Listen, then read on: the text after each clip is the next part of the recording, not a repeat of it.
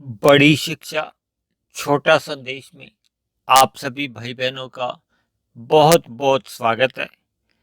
आज की चर्चा का विषय है मनुष्य द्वारा स्वतंत्रता का दुरुपयोग। देखिए, आप और हम मनुष्य योनि में हैं, जबकि शास्त्रों में 84 लाख प्रकार की योनियां बताई गई, जिसमें मनुष्य से ऊपर की भी योनियां हैं और मनुष्य से नीचे की भी योनियां हैं। लेकिन मनुष्य को कर्म करने की स्वतंत्रता दी गई है। और मनुष्य को कर्म करने की स्वतंत्रता देने के पीछे अभिप्राय क्या है? क्योंकि मनुष्य योनि में ही आपके और हमारे जितने भी सकाम भाव से हम कर्म करते हैं, यानी कि फल पाने के उद्देश्य से हम जितने भी कर्म करते हैं वो लिखे जाते हैं। जब मनुष्य पाप कर्म करता है तो उनका एक निश्चित अवधि के बाद दुख रूपी फल आता है। जब मनुष्य पुण्य कर्म करता है तो उसका एक निश्चित अवधि के बाद सुख रूपी फल मिलता है। यानी कि मनुष्य को पाप कर्मों का दुख रूपी फल मिलता है और पुण्य कर्मों का सुख रूपी फल मिलता है। लेकिन ये पाप और पुण्य कर्म बनते कैसे हैं? क्योंकि 84 लाख योनियां हैं।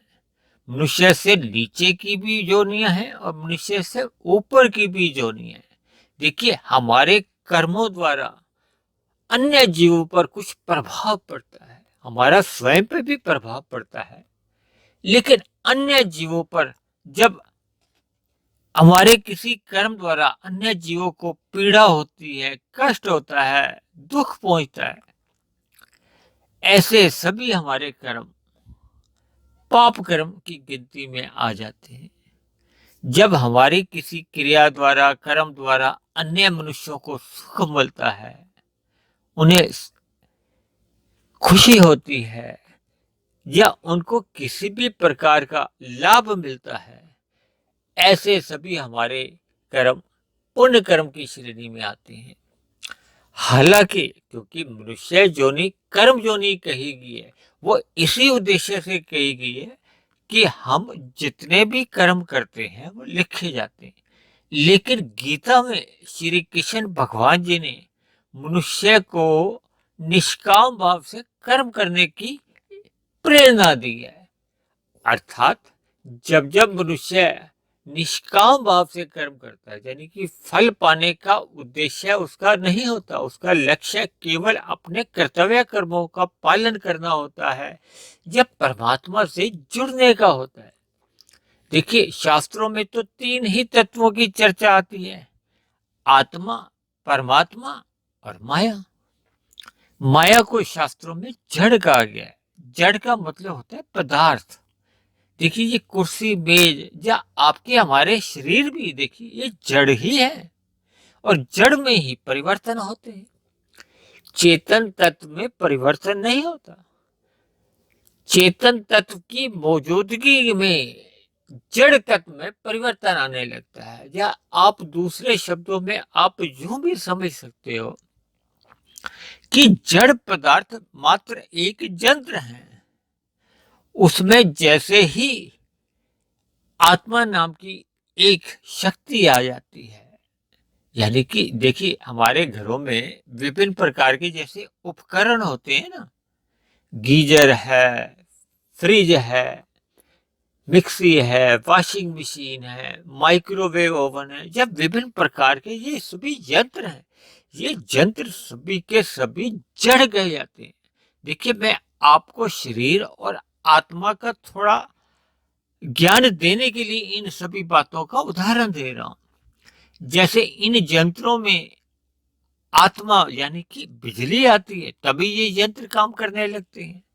वो अलग बात है कि बिजली की जगह अगर उसमें बैटरी से भी काम होता है। देखिए, मतलब किसी भी प्रकार की एक शक्ति आती है, चाहे वो बैटरी द्वारा हो, चाहे वो बिजली के प्रवाह द्वारा हो, यानी इन शक्ति के द्वारा उपकरण अपने आप ही कर्म करने लगता है। यानी कि जैसा उस उपकरण का स्वभाव होता है उसमें क्रियाशीलता आ जाती है, यानी उसमें कार्य होना शुरू हो जाता है। देखिए गीजर में पानी गर्म निकलता है और इसी तरह फ्रिज में अगर आप पानी रख देते हो तो पानी ठंडा हो जाता है, बर्फ जम जाती है। तो फ्रिज का स्वभाव क्या अलग है, गीजर का स्वभाव अलग है, या हीटर का स्वभाव अलग है। यानी कि ये जैसी जैसी प्रकृति के होते हैं वैसे वैसे फिर ये उपकरण अपने कार्य को संपन्न कर देते हैं। इसी तरह देखिए मनुष्य में तामसी स्वभाव के भी होते हैं, राजसी स्वभाव के भी मनुष्य पाए जाते हैं और सात्विक स्वभाव के भी हैं। क्योंकि ये माया तो 3 गुणों की है, तमोगुण, रजोगुण और सतोगुण। और अक्सर मैंने तो अपनी चर्चाओं में इस बात को जोर देकर कहा है कि तमोगुण से 10 गुना अच्छा रजोगुण है, रजोगुण से भी 10 गुना अच्छा सतोगुण है। और कई जगह तो मैंने परमात्मा को विशुद्ध सतोगुण से परिभाषित किया है। यानी कि परमात्मा में ये जो प्रकृति के गुण हैं वो नहीं होते, यानी कि परमात्मा मायातीत माने जाते हैं। आत्मा भी चेतन है और परमात्मा के बारे में परम चेतन कहा जाता है। परम चेतन सत्ता केवल एक मानी जाती है, जबकि चेतन आत्मा तो अनंत है। तो अब हम अपनी मूल चर्चा पर आते हैं कि मनुष्य को परमात्मा ने एक खुला छोड़ रखा है। मनुष्य से नीचे की जितनी भी जोनियों के जो जीव हैं, देखिए हम अपने घरों के आसपास विभिन्न प्रकार के पशु देखते हैं, कुत्ता, बिल्ली, खरगोश, गाय, या विभिन्न प्रकार के, एक समझने के लिए कि हम पशु भी देखते हैं, पक्षी भी देखते हैं, या अन्य प्रकार के कीट पतंगे, कीड़े मकोड़े भी देखते हैं और पेड़ पौधे भी देखते हैं। हालांकि पेड़ पौधों को बहुत से लोग जीव नहीं मानते, शास्त्रों में तो वो भी एक जोनि है, जितनी भी प्रकार के वनस्पति है। देखिए आज मैं आपको एक बहुत ही साधारण शब्दों में एक बात बता दूं कि जिसमें भी एक वृद्धि आप देखोगे ना तो वो आत्मा के कारण ही होती है। किसी भी चीज में जो क्रिया हो रही है वो आत्मा के कारण ही तो होगी ना। पेड़ पौधों में भी वृद्धि आप देखते हो, यानी मनुष्य से नीचे की जितनी भी जोनी है क्रियाकलाप तो वो भी अपने अपने ढंग से करते हैं। एक कुत्ता भी अपने कार्य करता है, यानी कि उनमें क्रियाएं होती हैं। हिरन है, खरगोश है, शेर है, गाय है, विभिन्न प्रकार के पशु हैं। और पक्षियों में तो आप और हम चिड़िया, तोता, कबूतर, कौवा ये देखते हैं। यानी कीट पतंगे, मतलब विभिन्न प्रकार की मनुष्य से नीचे की जोनी है, वो जितने भी कर्म करते हैं उनके द्वारा किए गए कर्म लिखे नहीं जाते, यानी कि उनका उनको कोई भी फल नहीं मिलता, भले ही वो अच्छा काम करते हैं। देखिए सेना में या पुलिस विभाग में जैसे कुत्ते हैं, बहुत अच्छे अच्छे कार्य भी संपन्न कर देते हैं जो मनुष्य नहीं कर पाता, लेकिन उनको उन कार्य का कोई भविष्य में कोई सुख रूपी फल नहीं मिलता। उनको जितने भी सुख दुख रूपी फल मिलते हैं, देखिए मनुष्य से नीचे की जोनियों के तो पाप कर्म अधिक कम होते हैं ना, उनको तो दुख अधिक मिलते हैं। कभी कभी हमें लगता है कि ये पशु या पक्षी अधिक सुखी है, लेकिन अपने हिसाब से तो देखिए वो दुख ही भोग रहे हैं, यानी कि उनके जीवन में दुख अधिक पाए जाते हैं। उनके जीवन में देखिए हम अपने घरों के आसपास देखते हैं कि पशुओं को हर रोज तो खाना नसीब नहीं होता। देखिए जो पालतू पशु हैं उनका तो एक अलग बात है, जो एक वैसे हम अपने घरों के आसपास देखते हैं, वो इसी उम्मीद में रहते हैं कि कोई उनको खाना खिला देगा, या परमात्मा की कोई व्यवस्था द्वारा उनको कुछ खाने को मिल जाता है। यानी कि वो पशु पक्षी सारा दिन अपनी भोजन की तलाश में कहो या आवश्यकताओं की पूरा करने के लिए कर्म करते हैं। यानी कि उनमें जितने भी मनुष्य से नीचे की जोनी है उनमें दुख रूपी फल अधिक हैं, इसीलिए वो उनके पाप कर्म का क्षय अधिक होता है। जबकि मनुष्य से ऊपर की जितनी भी योनियां हैं, उनके द्वारा भी जितनी भी क्रियाएं की जाती हैं वो भी नहीं लिखी जाती। देखिए, शास्त्रों में आता है कि देवी देवताओं की हमारे ऊपर बहुत सी कृपाएं होती हैं।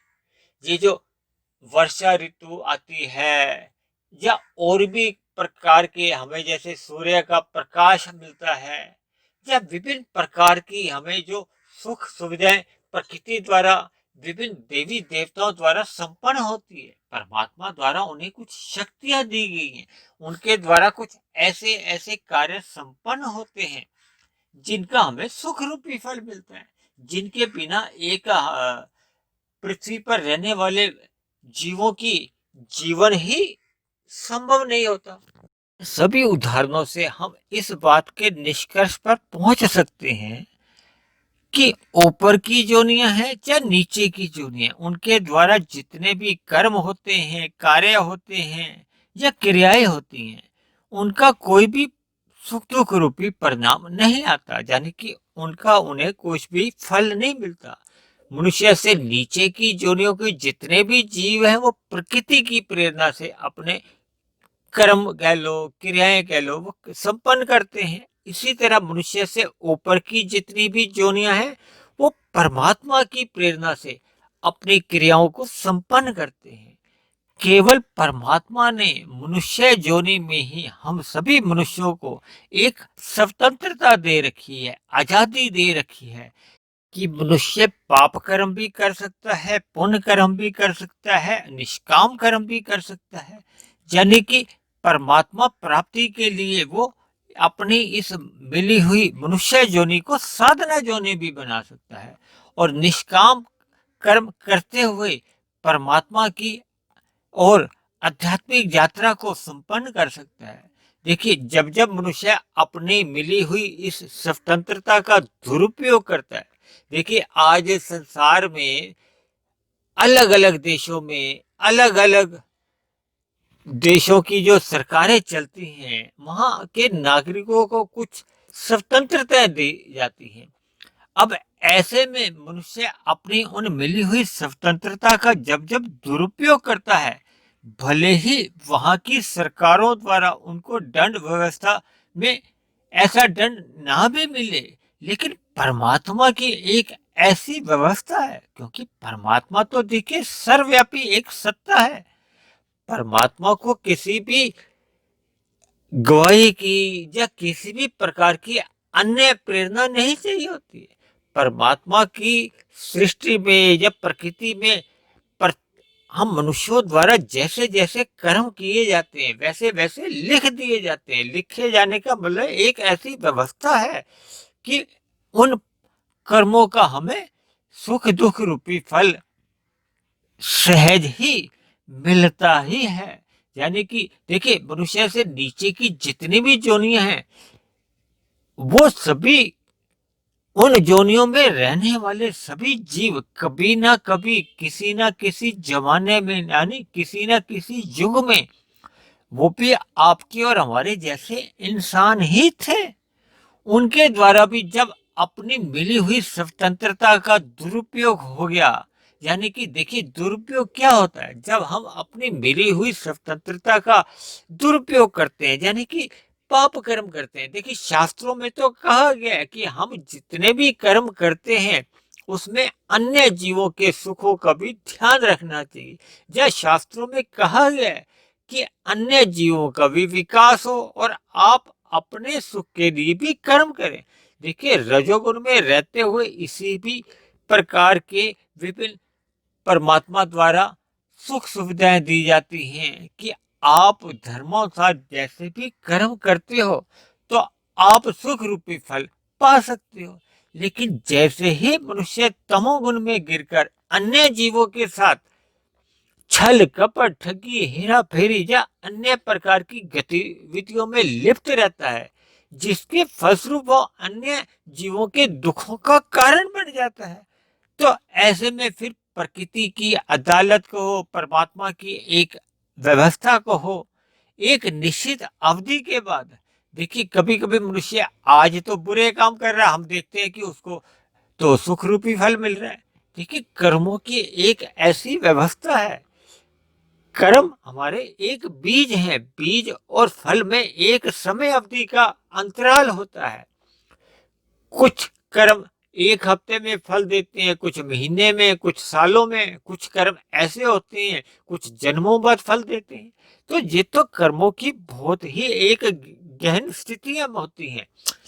लेकिन कुल मिलाकर मनुष्य को अपनी मिली हुई स्वतंत्रता का सदुपयोग करना चाहिए। यानी कि हमारी किसी भी क्रिया द्वारा, कर्म द्वारा हमें ऐसी दिनचर्या व्यतीत करनी चाहिए कि हमारे किसी भी कार्य द्वारा या कर्म द्वारा अन्य जीवों को दुख नहीं मिले, पीड़ा नहीं पहुंचे। और शास्त्रों के अनुसार ही हमारी सारी गतिविधियां या हमारे कर्म होने चाहिए। तो ये तो तभी संभव हो पाता है जब मनुष्य सतोगुनी अवस्था में अपने आप को स्थित करता है।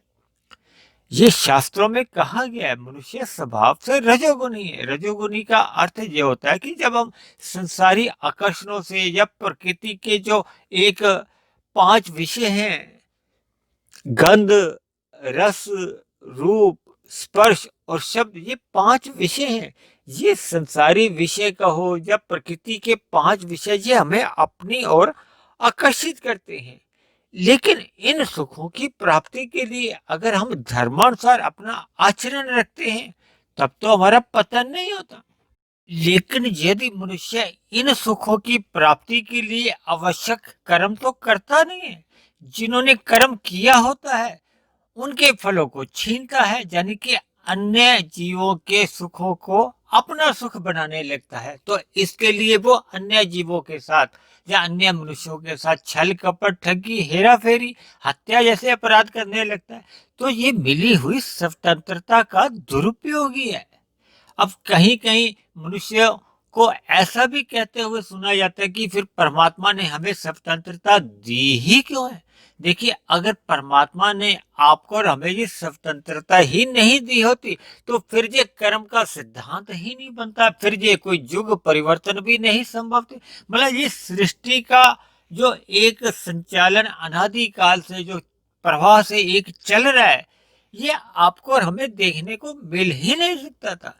फिर तो हम सब कठपुतली हो जाते कि परमात्मा ने जैसा कहा वह हमने कर दिया।